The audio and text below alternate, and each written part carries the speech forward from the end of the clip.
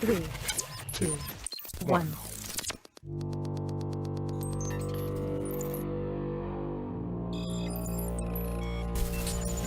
Research.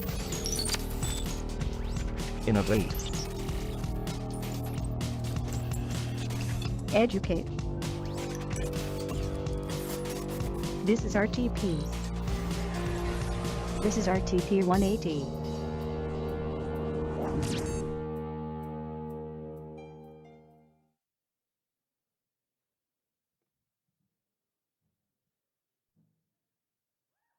Oh, it's good to be back.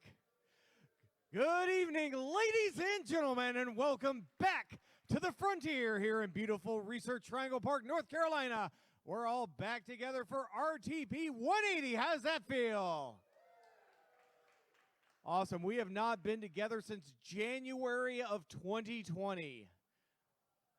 That's right. I had hair last time we were together. It's weird. But we're back here together tonight for RTP 180. We're glad to have all of you here with us. Quick show of hands while we were all gone. How many of you tuned in to one of our online RTP 180 shows? Awesome. That's about 7 of you, and the rest of you, shame on you. Shame. For those of you who did tune in, you knew that there was a recurring bit when I said I was trapped here in the Frontier. Guess what? I'm still trapped, but you're here with me now. That joke was awesome for about 8 people in the audience. But welcome back. I am your Wade Mentor. I am your MC for tonight's RTP 180. Our subject is digital marketing. Now, we'd like to give a big thank you to our presenting sponsor, RTI International, who has made this happen for many, many years, including those many, many months that we were online. So thank you to RTI International. Check them out for all of your RTI needs. Indeed. Yay and woo. So what we got here, we got 5 speakers here speaking on the subject of digital marketing. They each have 5 minutes to drop some knowledge on you in their area of expertise. After 5 minutes, a bell will ring, an angel will get its wings, a dog will salivate, and they will have time to wrap it up because we can get to questions and answers from you, our audience. Now, you are small but mighty, our audience, so that means you have to provide lots of questions. If anything comes up during the course of a conversation that our speakers are giving you, please keep that in mind. I will be coming around with a microphone at a safe distance for you to ask your questions and achieve enlightenment. Now, you can also connect with us on social media throughout the show. We are, I think, probably streaming on Facebook Live. We are live on, yes, we are. Awesome. We are live on PBSNC, the artist formerly known as UNC-TV, though we do not speak that name anymore. PBSNC, streaming live. You can also tweet at us. You can Instagram at us. You can leave comments. We will be checking social media for your questions in case you are too shy to ask them to the weird bald guy in front of you. This is us. This is you. We're here. That's awesome. This is the Frontier.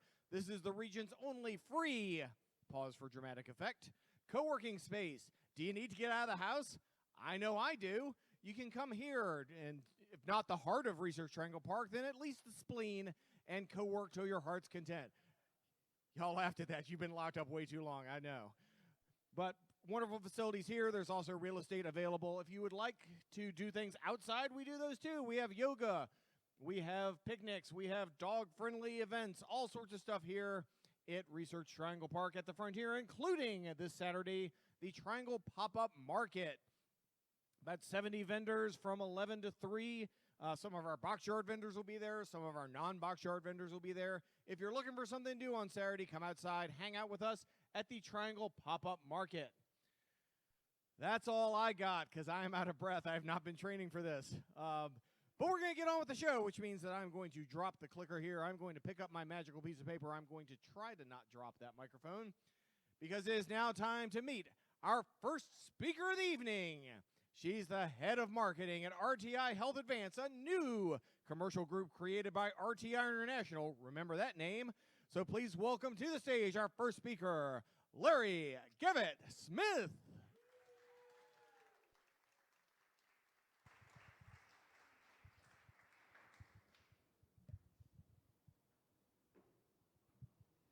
Hello, everyone. It's nice to meet you. I'm Laurie. I joined RTI 2 months ago, and I'm standing on the stage representing this company. So I get extra applause, and I get easy questions for playing nice. Okay. Engage and connect, 2 very powerful words in marketing. And I'm going to set the stage for why digital marketing has really made content marketing shine, and a craft that has been around for many, many, many years. So in 1993, we're going to start with some history. In 1993, the code for the World Wide Web was released to the public domain, 1993. I remember there were articles written saying that worker productivity was strongly decreasing because everybody was spending all of their time surfing the web.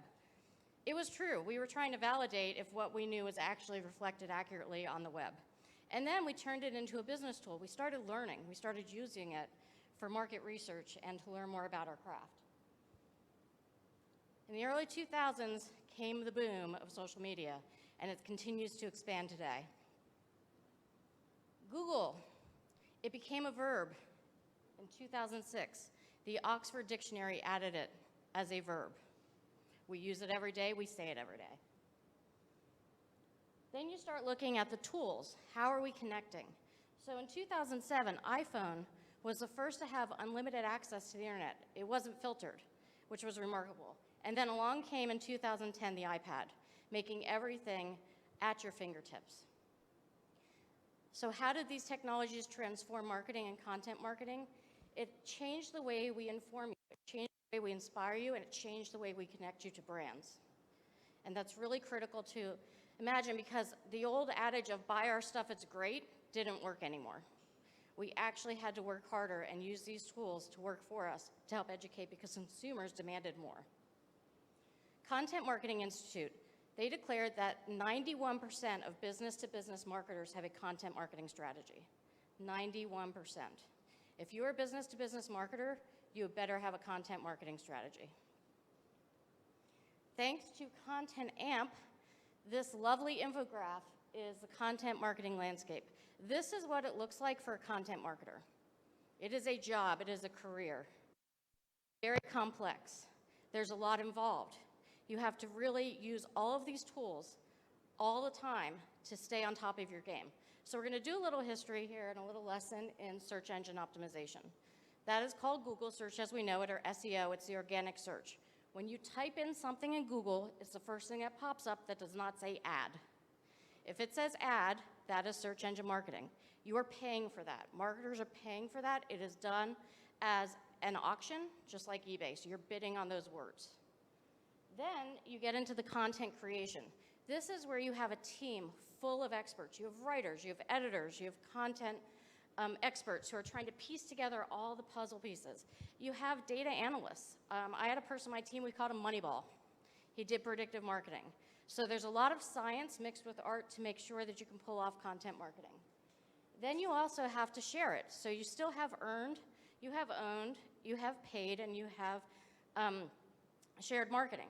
It's really important that you're still using all these very important channels that marketers have in their tools. You still have to attract the media to want to cover you. So you have to have a good PR distribution plan. You still want to have conferences and have speakers. You're holding webinars. You're having third parties. You're sharing it with key opinion leaders and pundits. It's really important that you expand beyond your walls of what your company is and start pulling in those third-party experts to build credibility. And then you have to share it, and we already talked about social media, but the key here is metrics. It's analytics. The M in marketing stands for money, we spend it, metrics, we measure it. It's very important that you're constantly measuring it. This is a living, breathing beast. It is like raising a child. You are never done. Never done, as a mother of two boys. It is so important. You're constantly looking at the data. You're looking at how it's performing. You're looking at what people are engaging with. You're looking at the metrics, and then you're refining over and over and over again. It never stops. And how does it look for those of us who are consuming it? You're reading a blog, you're watching a vlog, you're looking at an infograph. You're lucky if it's designed by somebody that's really an expert in designing infographics. You're engaged with it. You're listening to a podcast. Maybe you're reading a white paper. Not too many people take the time to read that long content anymore. Everybody wants things fast. They want to know things fast. They want it at their fingertips immediately. It's really important to keep that in mind, and that's why video is also very critical. People learn in different ways. People learn by listening. They learn by reading. They learn by watching. So you have to make sure that you are appealing to all of those learning styles with your content marketing strategy. Because at the end of the day, not much in marketing has changed. We still want you to buy what we're selling. We want you to follow us, which means we want you to be loyal. And we want you to share. We want you to connect with others. We want you to have that word of mouth that talks about how great our products are and our services are to make others want to continue to engage and connect with us. There you have it. All right, ladies and gentlemen, big hand for Laurie Gavitt-Smith. Thank you for christening the stage for the first time in 18 months. Now, ladies and gentlemen, it's time for you to ask your questions about content marketing. What do you want to know? Raise your hand. I will come out at a safe distance and hand you the microphone. You'll get a chance to ask anything your heart desires about content marketing. All right, we've got our first question right over here. If you'd stand up and ask your question, please. The chair will stay there. Oh.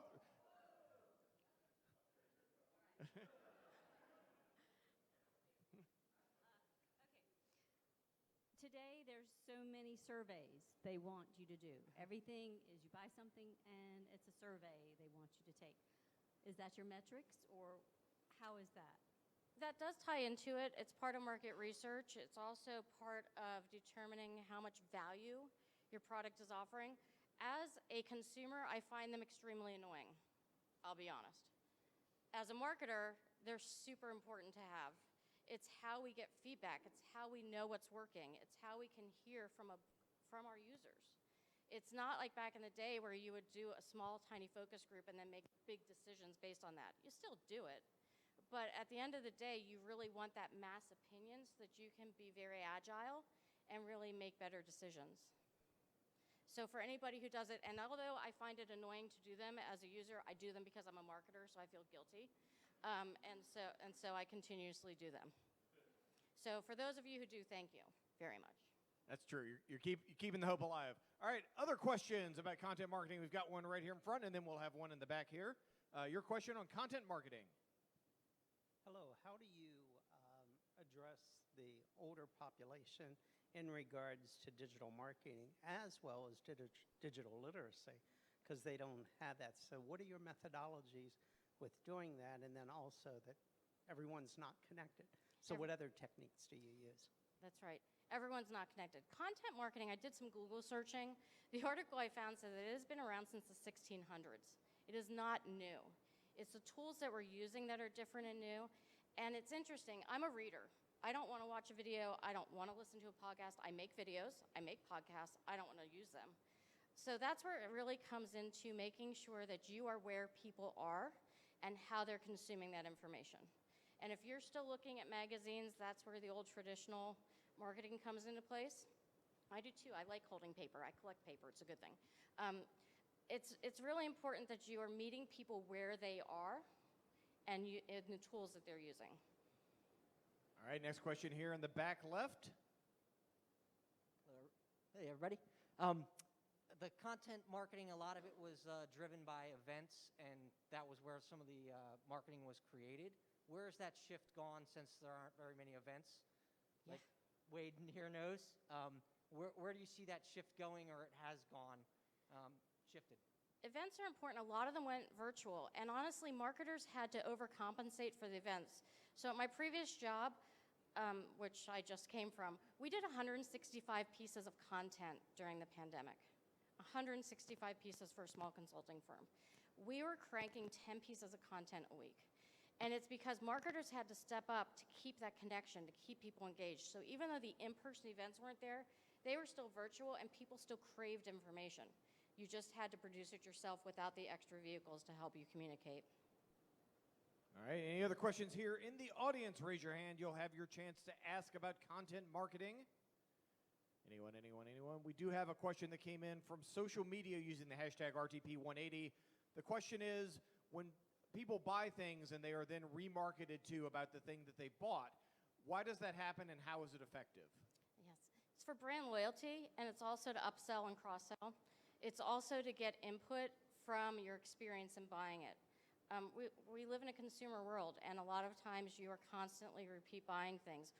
Or they want to ask to make sure for word of mouth. So if you're sharing it with your connections, they want to make sure that you still have a positive experience with that brand. All right, right, ladies and gentlemen, big hand for our first live speaker in many, many moons, Laurie Gavitt-Smith. Thank you. I'm going to use your hand. Thank you. Aw, that's how my mama raised me. All right, ladies and gentlemen, we are kicking this thing off here, learning a lot about digital marketing. Up next, she's a North Carolina native and the Director of Marketing Communications for the Research Triangle Foundation. You may have seen her behind the scenes. This is her first time up on this stage. Your friend and hers, Morgan Weston.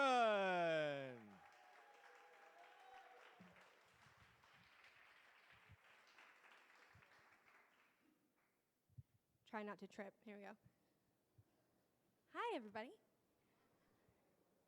Welcome back. This is really exciting. So, like Wade said, I'm here to talk to you a little bit about the work we do at the Research Triangle Foundation.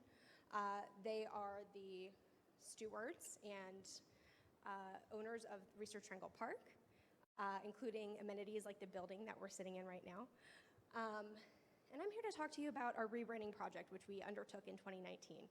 Now, as you can imagine, a brand like ours, with RTP being founded in 1959, has quite a lot of emotion around it for people here. Raise your hand if you're from the Triangle, or lived here long enough that you feel like you're from here. Okay, cool. So I was actually born at UNC Hospital, so I've been a Tar Heel since the first day I was on Earth. And I am really proud to be from here. And those of you who live here are probably here because of the Triangle, right? You've heard the word a million times, but what does it really mean? And what does it have to do with branding? Well, a brand isn't just a logo. It's all these things. It's all the things that Laurie just talked about. Thanks for setting me up. It's how you engage with people, but it's also how you make connections with people. It's how you ensure that people want to be associated with you. Think about why you moved here if you moved here. Think about why you work in RTP. Think about what that means to be part of this university ecosystem. That's part of what the storytelling we do every day, but it's also your logo, right? It's how you talk about it, your mission statement, all those good things. Now I'm gonna give an example that some of you have probably seen this brand before. So the Nike swoosh. Now, like I mentioned, we underwent a rebranding in 2019, so right before the pandemic. And we realized the brand that we had wasn't working for us. So what I want everyone here to take away is that whatever's working for your brand is what you need to look for and what you need to stick with. So when we talk about Nike, it's not just their logo, right? It's their slogan, just do it. It's also the brands that they manage, the family of companies that they run. It's their celebrity influencers. It's their endorsements. It's their advertising, inclusive of their audience, everyone from children to different sizes and genders and races of people. They've also got some super fans. And they've also got some super, super, super fans. So, yeah. So when you think about a brand like that, so ubiquitous, so many audience members to consider in their digital marketing. What stayed the same? That swoosh. They realized this is a symbol that everybody recognizes, everybody appreciates, and it makes people feel something, right? So they've kept that swoosh even though they've changed their fonts, they've changed their coloring a little bit, how they treat it. It's still there. It's been there since 1971, so 50 years. RTP is the same way. Now, this just goes back to 1996. We've had quite a few iterations of our logo. But one thing that has stayed the same is what worked for us, and that's the triangle. It's that symbol that unites the three cities that make up our region. But it also came to represent a lot more. Collaboration between our universities, which is represented in the three colors. And of course, the interactivity between all of us that makes this such a unique place to live and do business. So our new logo, it's not that different from the old one. You can see it up there in the top right. What we changed was really because of digital marketing. What we had was a cool logo, great representation of our geography and our schools, but what we didn't have was something that would work well with social media, and it also didn't work well as we were evolving to have several new brands underneath our brand. So I mentioned the Frontier Campus, where we're all sitting, Boxyard across the street, Hub, which is the pile of dirt over there, and STEM RTP, which is our grant-making program for K through 12 schools. So what we really wanted to do was come up with not only this logo refresh, but also a way that you could easily identify, just like everyone in your family might have brown eyes or blonde hair, that you could easily notice this thing has its own identity, but it's part of RTP. So we came up with this secondary badge that we call it, you see in the top right, and we use that with all of our other entities. From there, what that's enabled us to do is create that consistent experience. Just like every Nike product has that consistent feel, every single one of this is an example of Hub, digital and social media, and our website at the bottom left. You see the consistency in the colors, how it feels, how we talk about it. We also have our celebrity endorsements. They're in the form of companies investing here in the Triangle. Some amazing, as I'm sure you all have read lately, even in the midst of a pandemic, people are recognizing the value of being here, growing their company here, moving their families here. And we have our super fans. We have people on social media who are tagging us, coming out and visiting. People who maybe would never come to the Triangle or to RTP before are starting to come here. And it's been really exciting to see that evolution. And our ideal brand structure is what has enabled us to reach all of them. So, thank you. That's all I have for you.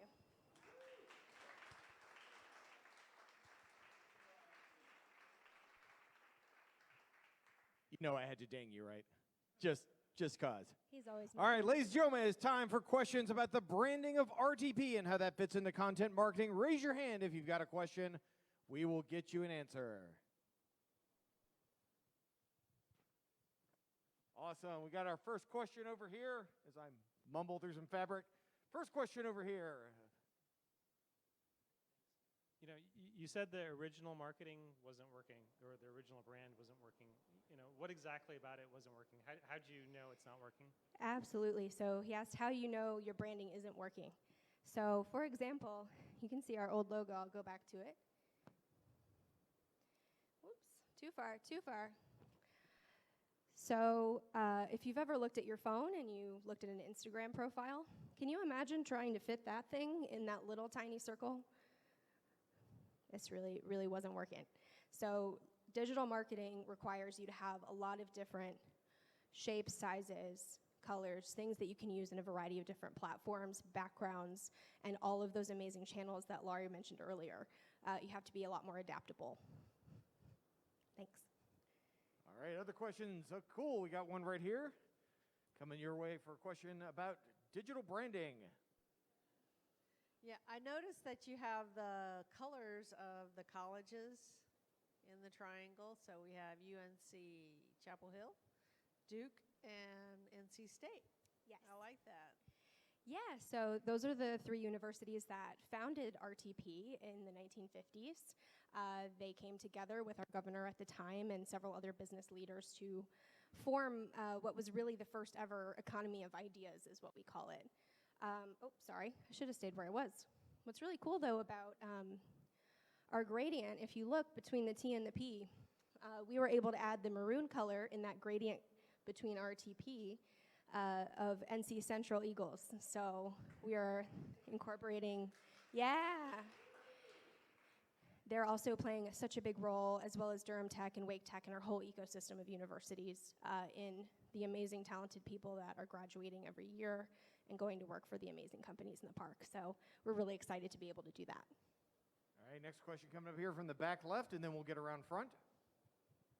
So Research Triangle Park is trademarked, right? So how do you want people to celebrate RTP without, you know, I guess I'm asking the how do you differentiate that? Because obviously your logo can be trademarked, but RTP itself cannot. So what was the thought on that approach of branding everything RTP?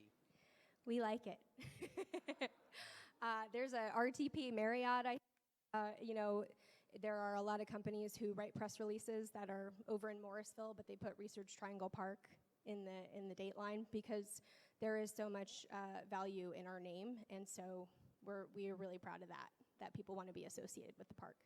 All right, question here up front. Thank you. Hey, I'm curious about metrics. I mean, you must be tracking numbers, right? So what's the reach for RTP? Is it hundreds, thousands, millions? Last time I checked, we get probably 500,000 website visits a month, more. I'm looking at my team. Yeah, we get global reach online, our website, our social media, our newsletter. I think we have tens of thousands of people subscribe to that. So we have a really wide audience. So just like Nike, we have to be mindful of that with everything that we do. All right, other questions? We got one here up front. I believe a follow-up coming here. So first of all, I want to applaud you for your work. Thank I you. love what you did. And two, the fact of, I know there was a question about the RTP, but RTP really carries a lot of weight, and for you to sub-brand that under your other lines was really good. Thank you. So I really like that. We went through a similar exercise and done something similar, so you confirmed some of the thought processes that we went through. So I just want to applaud you for your Thank work, you. because RTP is a great place, and that's why I'm here. I can't lie, we were inspired by Old Navy, Gap. Has anybody shopped there? So it's oldnavy.gap.com. It's really Gap taking ownership of their solid name and then just associating those other brands that it owns with it. So we kind of took that same model and applied it to our park. And then last question, coming from me, actually. As RTP evolves from a pure office park into a place where people live, work, shop, how do you anticipate the brand growing and changing in the future? Thank you, Wade, for plugging that. We are building the first ever residential apartments in RTP's boundary right now. The dirt pile I mentioned earlier. So really excited to have people not only be able to commute to RTP, but avoid 40 altogether, take our many trails to bike or walk to work from their apartment just down the street. And as that evolves, I'm really excited to have this foundation of tools that we can use to continue adapting. I'm sure, just like digital marketing, it'll continue evolving, and we're ready to evolve with it, right, guys? Ladies and gentlemen, big hand for Morgan Thank you. Weston.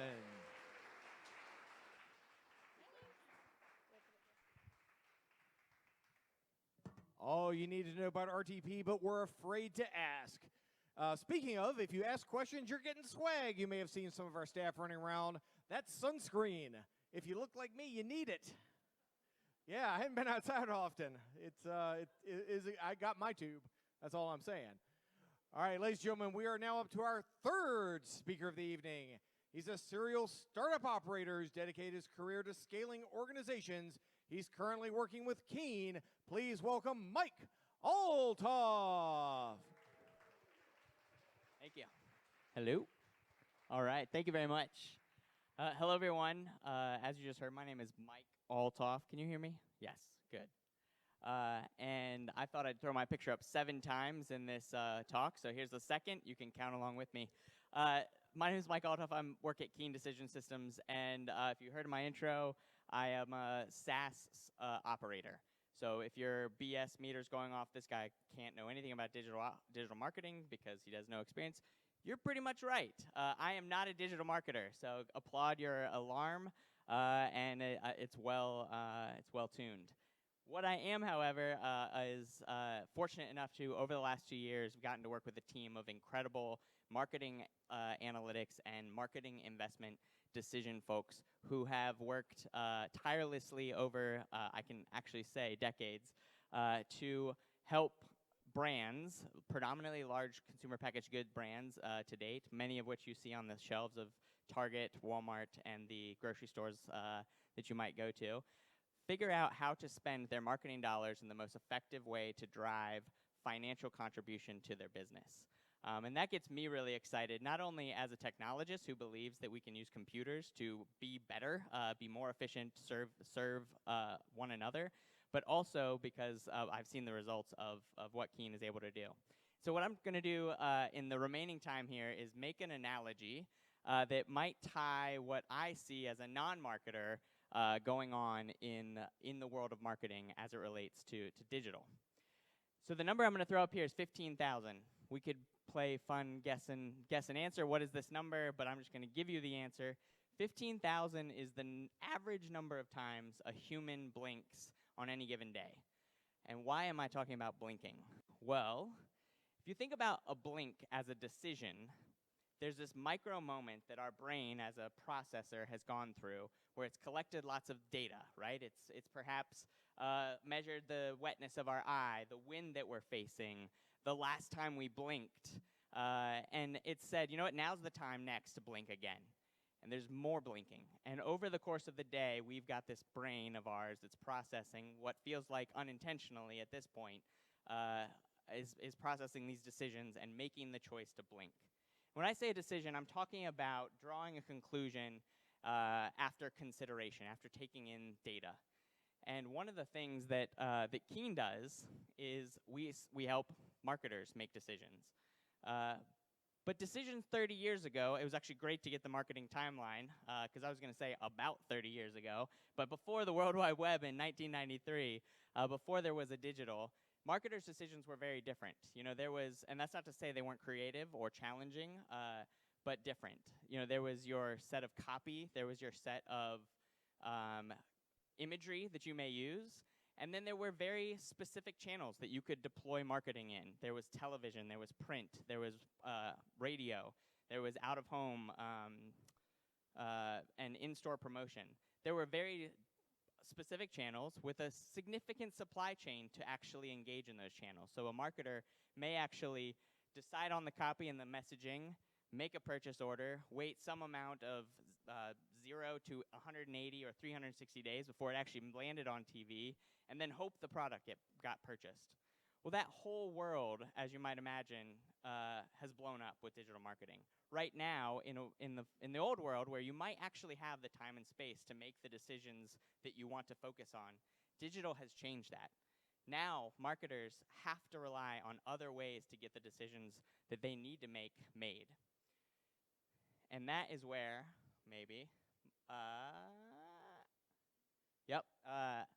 marketers have to learn to blink. So what I mean by blink is actually relying on the tools and the abilities of decision support tools like what Keen does to actually make the decisions for them. And that's not to say that they're not involved in tuning what the decisions may be and defining their goals. But ultimately, if we think about digital is this world where now there's all sorts of new channels, things like e-commerce sites, social media sites, many of the logos we've seen here in the first two presentations. If you go the next level down, marketers now have the option to choose what messaging and what imagery they might deliver to a specific geography, to a specific demographic. Until GDPR and other things, all the way down to the specific individual consumer, they can make a choice about what they want to say to an individual. How do you make the right decision about when and where to put your dollar as a marketer to get the right message across? I think the answer is the machines. Maybe. Now, this is not a threat that the robots are coming, but I believe that the right tools that are enabled by software are what marketers must rely on and are certainly beginning to rely on, as we saw in one of the graphics from earlier, that are supporting them and giving them confidence to make de-risked and many of the high-pressure decisions that they are faced with every day. Keen has a decision-making platform that, you know, right out of the box today, what we enable marketers to do, if they're considering where and how they might move digital money from online search or into TikTok, they can actually go into the platform and say, hey, what if? And before they ever put a dollar into market or deal with whatever the reactions are of the market, they can use a model that's informed by historical data and continuously updating information empowered by machine learning and AI to actually have a high degree of confidence that before that dollar ever makes it into market, it's going to meet the goals of their business. That's what we believe decision support can be for marketers. So from my perspective as a non-marketer, I'm really excited about the advent of how technology solutions are going to support digital marketers, not only to meet the scale that they are trying, the objectives that they're trying, get the right KPIs, cost per clicks, etc. But I actually believe and would hypothesize that with the advent of the tooling that is coming alongside digital marketing to support the right decisions and the right investment optionality, marketers are now entering into a place where, unlike what I think they've had to deal with over the last 30 years of navigating this growing uncertainty and tooling, they'll actually be able to revert back to some of that strategic creativity and ingenuity of marketers of past. And I believe it's actually this digital support that technologies like what Keen does actually in supporting digital marketing decisions is going to unlock a whole nother level of creativity. My hope is that with tooling, we're going to teach digital marketers how to blink. Thank you.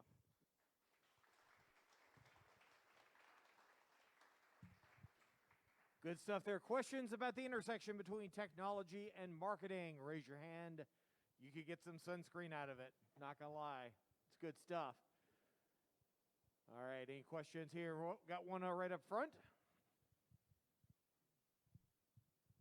So if you've got a machine learning approach to helping marketers make these decisions, what does the training data look like? Where does it come from? Yeah, that is a very reasonable question. So one of the things that we talk about with our own clients is moving down the value chain as they're thinking about their dollars. So where you might put millions of dollars versus where you might put tens or hundreds or thousands of dollars is really the first decision we're really pushing clients to ask. And I think it starts to answer the question you're getting at, which is, you know, there's obviously infinite amounts of data. How do you know what the right data is? And frankly, it's not necessarily the machine learning that's valuable. It's having a tool that gives you a view that is data informed into the ecosystem that you're investing in that is the first step. And so the machine learning is really teaching. It's more machine teaching at this point in such a way that, that marketers are using data properly for the decisions they make. Excellent. Other questions about the intersection of technology and digital marketing? We've got one that came in on social media using the hashtag RTP180. That question was, with the ever-changing landscape of privacy versus marketing, how do you balance that, and what sort of opportunities do you see in the future given the increasing emphasis on user privacy? Yeah, so from a Keen perspective, we always are asking what decision are you making? And so one of the realities of the decision you might be making is you can't decide what you're going to give to an individual consumer because of the privacy laws. We actually think that's okay, and that just becomes a reality or a constraint on the decision you're supporting. And so from our perspective, privacy doesn't prevent marketers from delivering the right marketing strategy to market. It actually just adds a constraint into the way they need to think about going to market. And so from our perspective, yes, it will have an impact on where you might invest and how you might have data about where you invested, but it should not, in particular as the optimizations and the solvers get faster, should not actually have much of an impact on the ability to put the dollars where the impact is matching the sales. Excellent. Other questions about digital marketing and technology? Raise your hand. While you think of one, I've got one because I'm a software developer myself. All right. And there is a natural tension, I think, between software development, product, and marketing. Both sides kind of have traditionally a somewhat antagonistic relationship between each other. But how does good marketing enable strong software to thrive in a way that just software by itself might not? Whoa.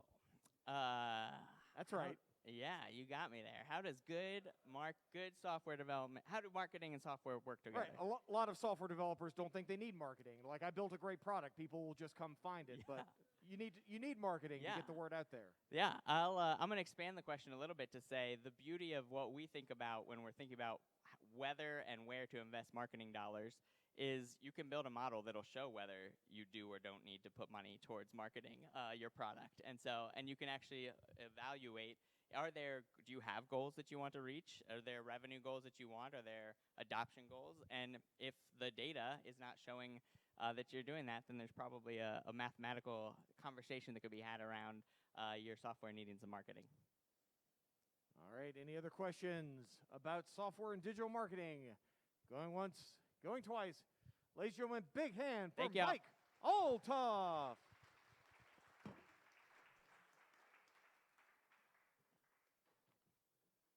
All right, the train just keeps on rolling here at RTP 180. Up next, she is a content marketing manager. She's also a Triangle Business Journal 40 under 40. Please welcome to the stage, Pashara Black.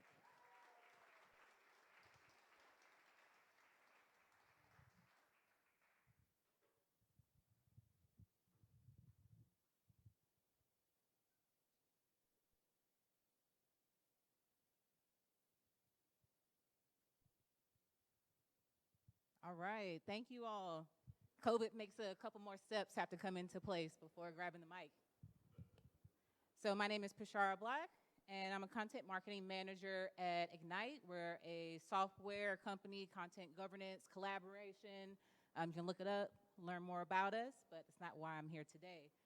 And so when I started thinking about what I wanted my topic to be for today's talk around community building, I thought about kind of what I've done in my work, how I didn't necessarily have a traditional pathway to marketing, which I know a lot of people in marketing are in that same boat.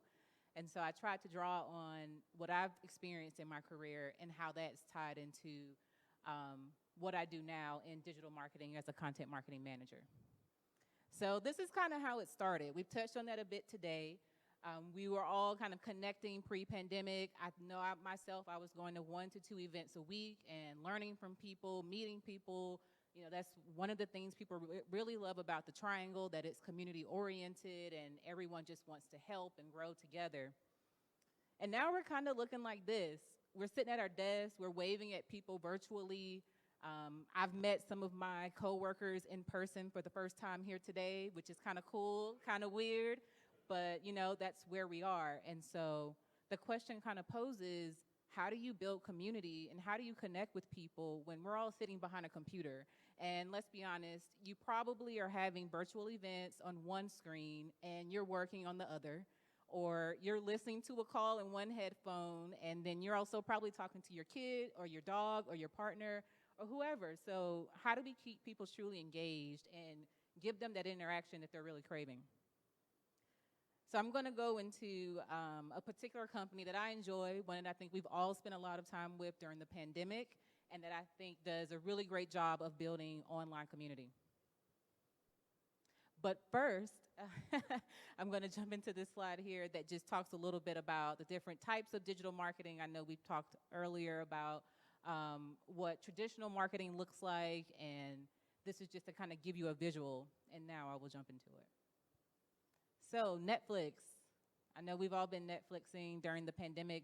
I have kind of this overall picture here. You can see a few pieces of their content. There's probably 1, 2, or 3 things that you can pick out that you're really interested in, but maybe this isn't enough to make you sign up and to choose Netflix over Hulu or Sling or Paramount Plus or whatever streaming service is coming out. And Netflix saw that, and so they figured out a way to segment their audiences, speak to them directly, and help them build online community. Enter Strong Black Lead. Strong Black Lead is a campaign that Netflix runs that speaks specifically to Black voices and Black stories and speaks to me directly as a young Black millennial.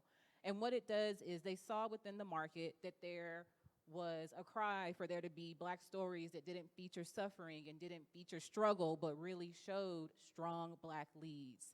And so they saw that. They talked with their audience and not at their audience and answered that.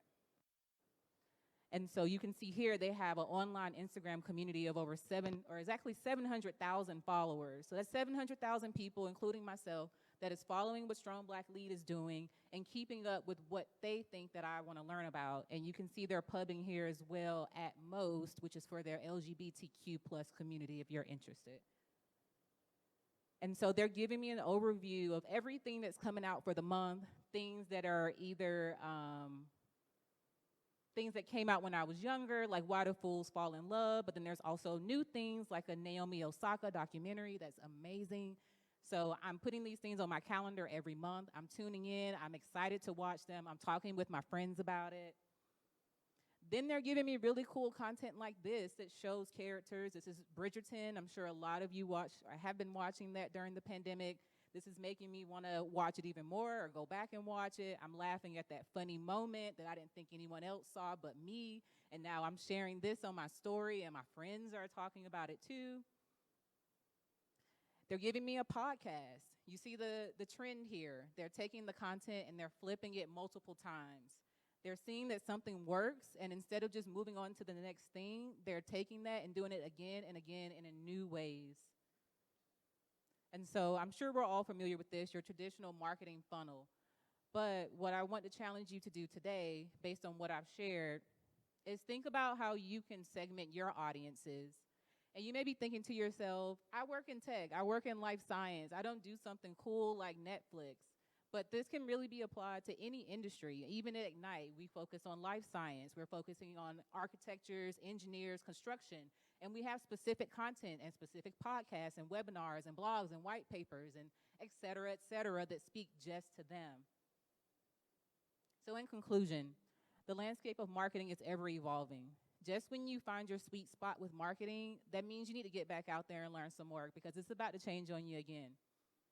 And segment your audience. You can't blanket your content. You just can't. You can try it if you want, but it's not going to stick.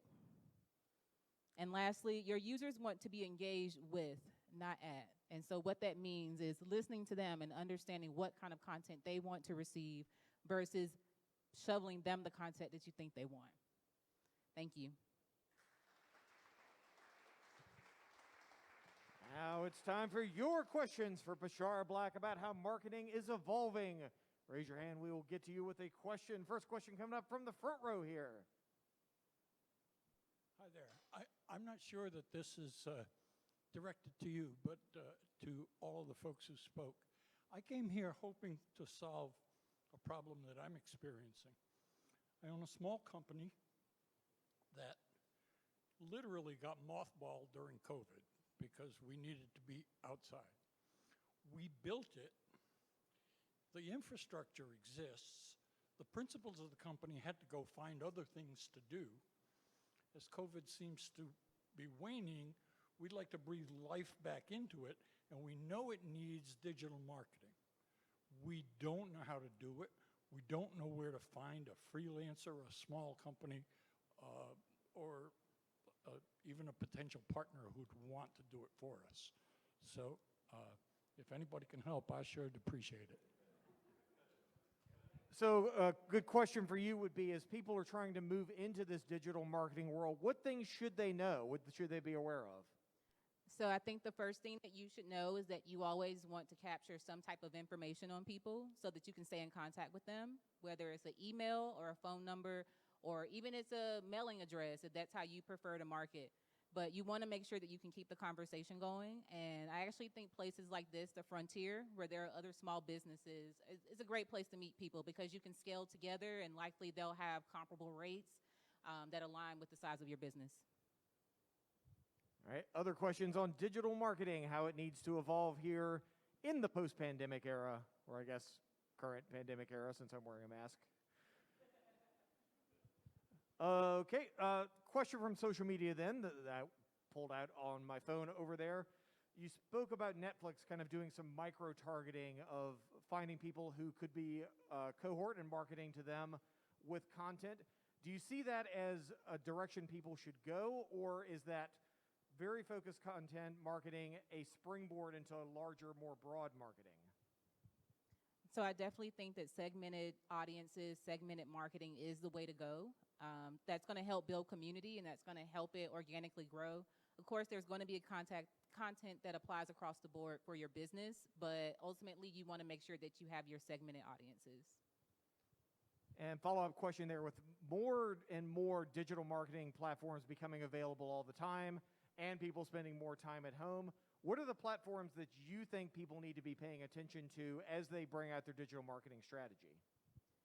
So I know a lot of people were really into Clubhouse a few months ago. I am indifferent on it. I think the main thing is that whatever platform that you choose, you do it well. You don't want to spread yourself too thin trying to be on every platform. If LinkedIn is working for you and your audience is there, then focus on LinkedIn, and so on and so forth. All right, question from the back of the room here. I guess, well, you kind of mentioned in the very beginning about how how it's kind of like a norm for everyone now to just like be on a computer screen, and just like that's how our day-to-day life now. So I guess I was kind of wondering, like, how has marketing had kind of have to change like this flip-flop with the whole pandemic? Like, oh, things are really bad. Oh, things are good again. Oh, things are really bad again. Like, how do you guys keep up with that and like evolve with that change? That's a great question. So I think, of course, when you're dealing with the public, when we're in the midst of a pandemic, something that can be emotional for different people in different ways, you definitely want to be aware of when are good times to engage with your audience. That's one. But I also think someone touched on it earlier, just with everything being online, it's almost like a numbers game. You want things to be high quality, but you also want to be consistently in front of your audience, consistently giving them opportunities to engage. Even like with the Strong Black Lead, I may miss 4 of their 5 posts, but that one post I saw because I popped online while I was eating lunch, it was a great post. And maybe all 5 were good, but I'm not catching every single one. So it's a numbers game, but you also want it to be high quality. And then last question, what marketing innovation that has come out during the pandemic do you think is going to be the one that sticks around and becomes the new normal for the next decade? So something I've seen that I think is really cool is people sending curated boxes and gifts to their clients, their leads, their customers, things that are giving them at-home experiences that still make them feel tangibly attached to the brand. So maybe that's like a swag bag, or that's like a meal or a wine or something. So you're still getting something physical and you still feel a bit physically connected, but you're still safely at home. All right, ladies and gentlemen, big hand for Pashara. Thank you. Black.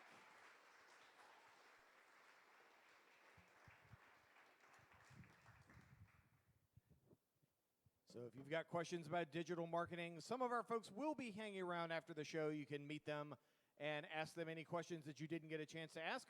Also, the box yard will be open. The bar will be opening back up, so you can have a chance to hang around for a little bit longer.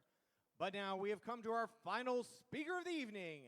She's an assistant professor in marketing at Duke University and has a PhD in computer science. Please welcome Dr. Allison Chaney.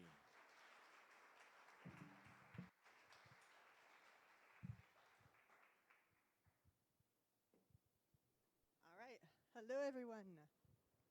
And yes, I am 8.5 months pregnant, so I'm trying not to fall off this stage. So tonight, we're going to be talking about algorithmic personalization, or just personalization, because all personalization, unless you have like 4 customers, is run by an algorithm.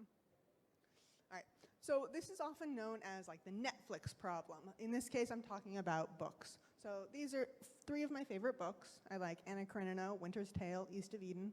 What book should I read next? Right. So this is, again, like the Netflix problem. And it's a really common problem. Anytime you have lots of users and lots of items or lots of content to look at, you can figure out what are the patterns there, what users are liking, what type of content.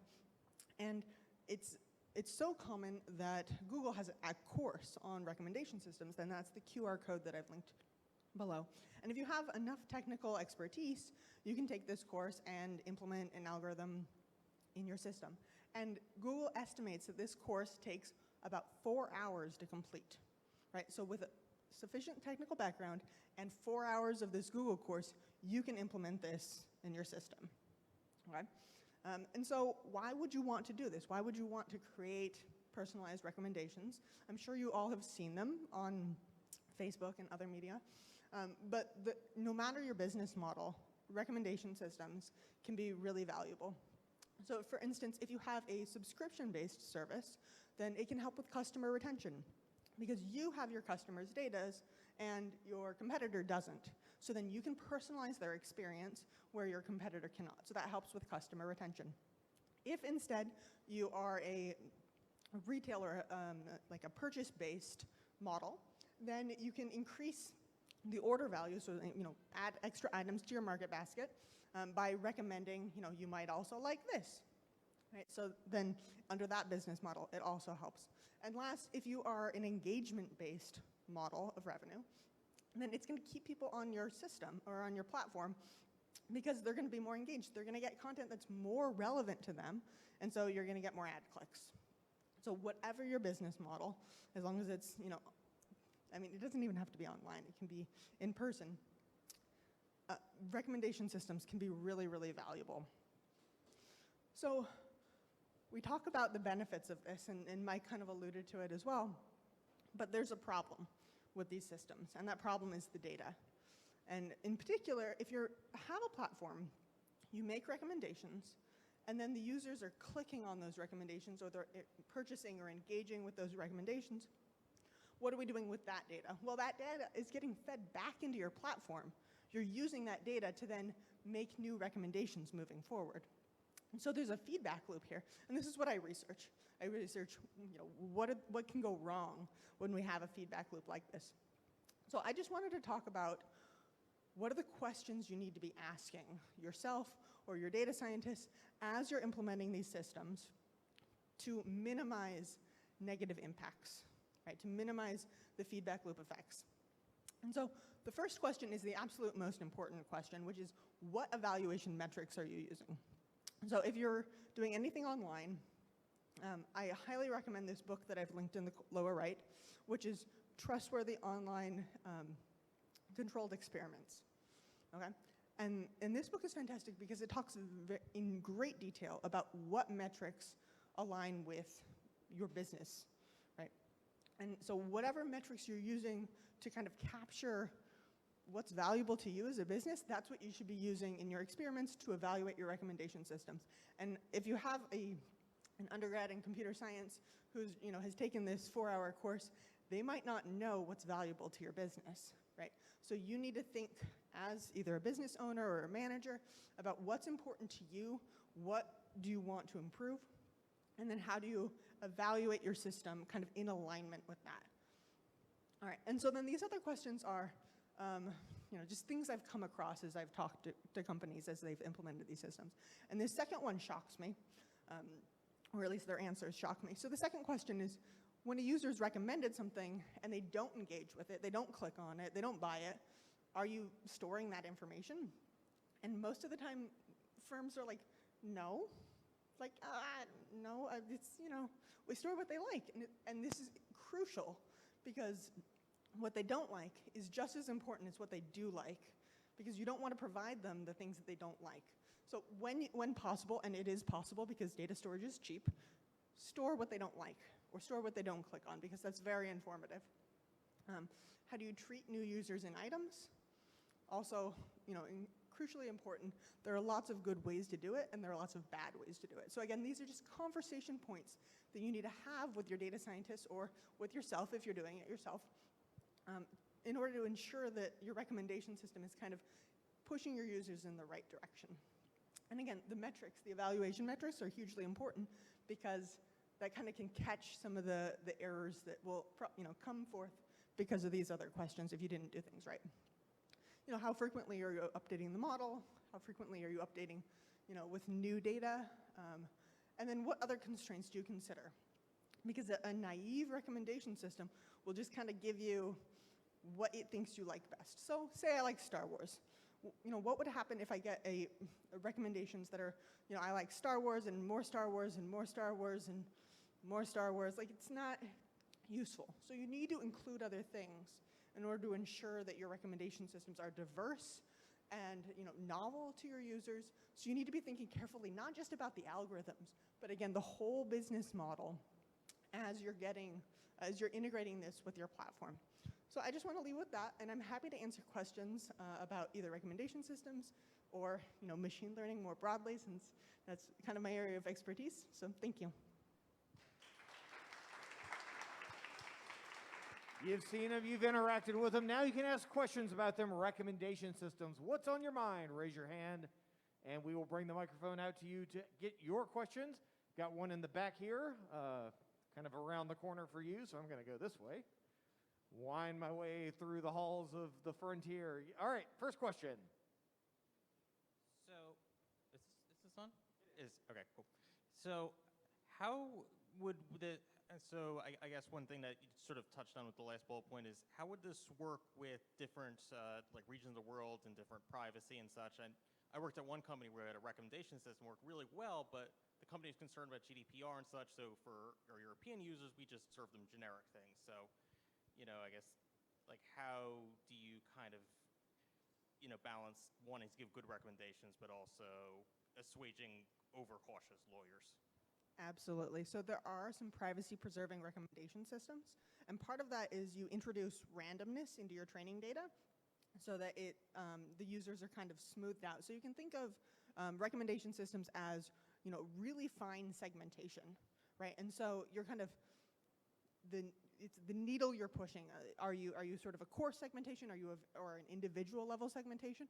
And if you can push that needle a little bit towards the coarser segmentation, then it can be privacy preserving, and it's not unique to every user.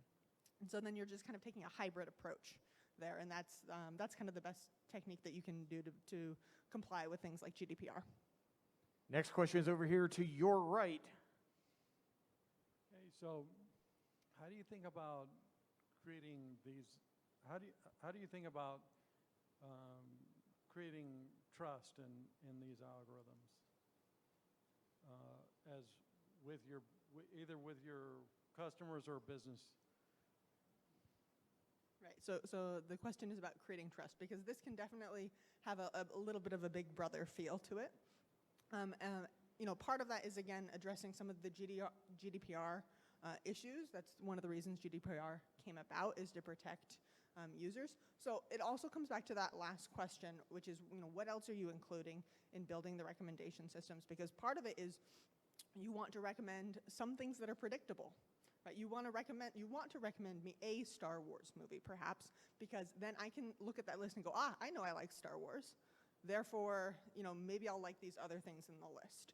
But you don't want to recommend only what's predictable, because then it's not useful. So it's this balance of what are all the considerations that you want to include, including a little bit of predictability, a little bit of unpredictability, so that the users are pleasantly surprised in some ways, but not completely surprised. And so it's just adding enough noise to the system so that they can, again, be surprised but not totally surprised. It's a hard balance, but it's kind of, you know it when you see it, unfortunately. Next question coming here from the front row from one of our speakers. Hey, so just wondering, if you're maybe a startup or a nonprofit, which of those questions would you focus on for? You don't have a data scientist on staff, or you don't have, what's the most important thing you want to focus on? Right. It's what metrics you're using. It's absolutely what metrics you're using, yeah.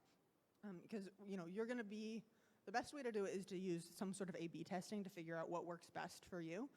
And so what metric are you using in the A/B test? Is it clicks? Probably not. Just because that creates clickbait. That doesn't create long-term engagement. You want to think about, measuring user activity or something, longer term that aligns well with your business metrics or business motivations. Next question coming to us from the back row here. Yeah, so I guess I had a question about modeling in general. So even now we're becoming more connected globally. And I guess, so previous models might have had a slightly smaller scale. I'm wondering if modeling changes in general as more connections happen, more, I guess you have more people to buy, that are buying your product. Right. So these algorithms scale really, really well. We're talking millions of users, millions of items. In fact, they don't work well when you only have 100 users or 100 items. That tends to be too small unless you have a really dense matrix. So in terms of scale, these are built for scale. These are built for the big things. And the trickier part is actually making them work at a small scale. And then last question coming in from social media using the hashtag RTP180. Person says, I bought a dishwasher. Now all I see is ads for dishwashers. How many dishwashers do they think I need? So this was kind of a question that was hinted at before, and I think that's just a mistake, honestly. I think that's a failure to communicate between the purchase pipeline and the recommendation system, because usually those are separated for privacy reasons. And so as we create integrated models that kind of include as much information as possible, not just what we clicked on, right? Because if we're getting a recommendation for something that you've already purchased, the model is probably trained exclusively on what you've been looking at. And so if we integrate what we actually purchased as well as what we are looking at, then you can create better recommendations. Ladies and gentlemen, big hand for Dr. Allison Chaney.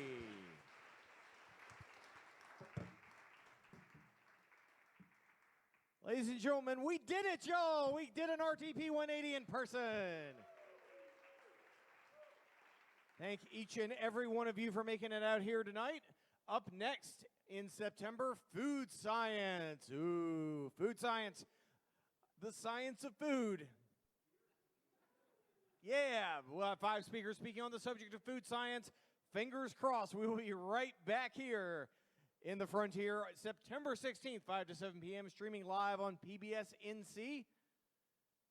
Don't forget the Triangle Pop-Up Market at the Box Yard coming up here on Saturday.